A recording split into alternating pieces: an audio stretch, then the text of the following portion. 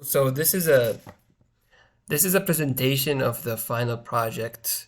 I'll start with a simple introduction about myself.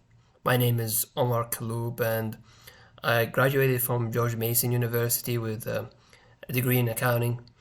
And as part of this project is to do something that I'm interested in, get some data that I'm interested in, and analyze it and present it in a simple manner where someone could see the visual and understand most of the story. Um, so I started by collecting data about housing ownership, and this is my dashboard for the story that I created about the housing bubble and the timeline.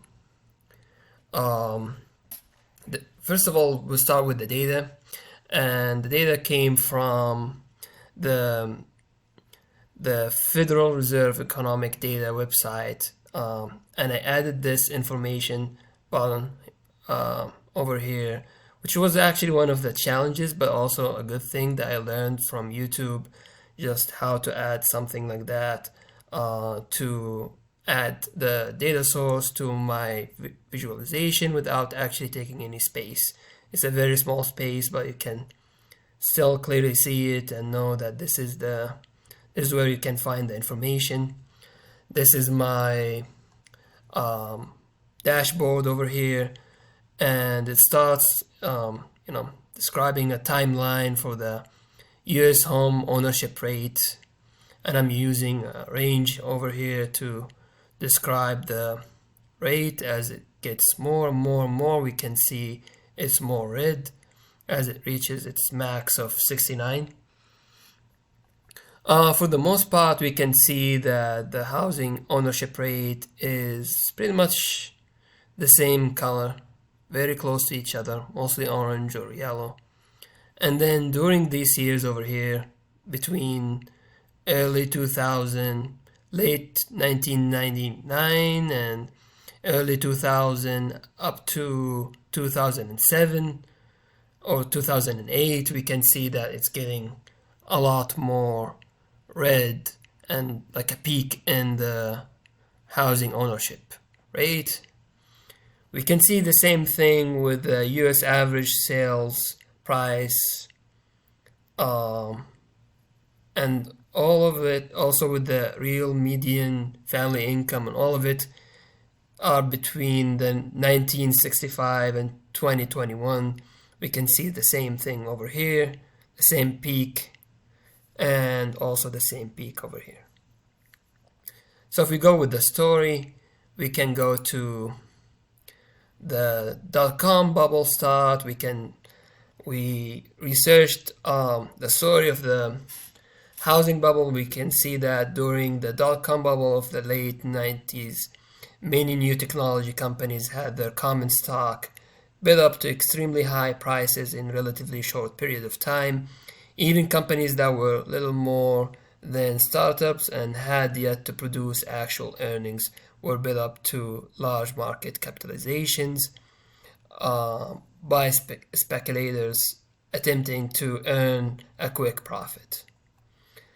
We go to the peak of the dot-com bubble when we see by 2000 the Nasdaq peaked, and as the technology bubble burst, many of these formerly high flying stocks came crashing down to drastically lower price levels as investors abandoned the stock market in the wake of the dot-com bubble bursting and subsequent stock market crash. They moved their money into real estate.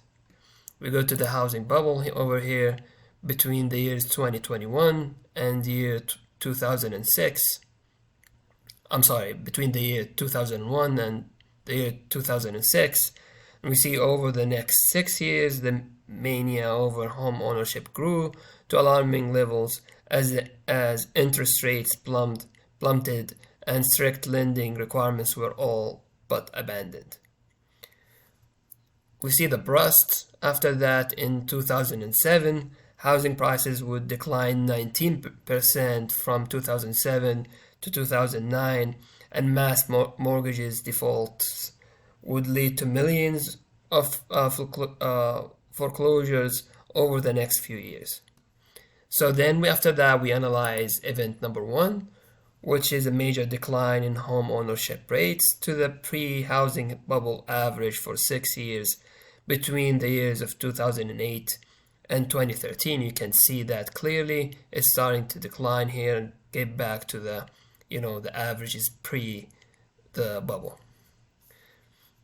And then event number two over here, we can see also looking at the median per family, we also can see the results of the economic crisis that happened as a result of the burst of the housing bubble during the 2008 years up to 2012. And then event three, we see also a decline in the U.S. average sales price of houses for 4 years.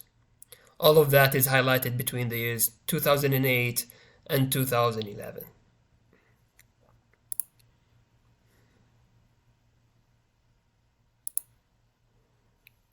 So the conclusion here that I have is that for the most part we can see that the housing ownership rate is pretty much consistent. It's around 64, 65, except for the during the housing bubble years of between 2000 and 2008.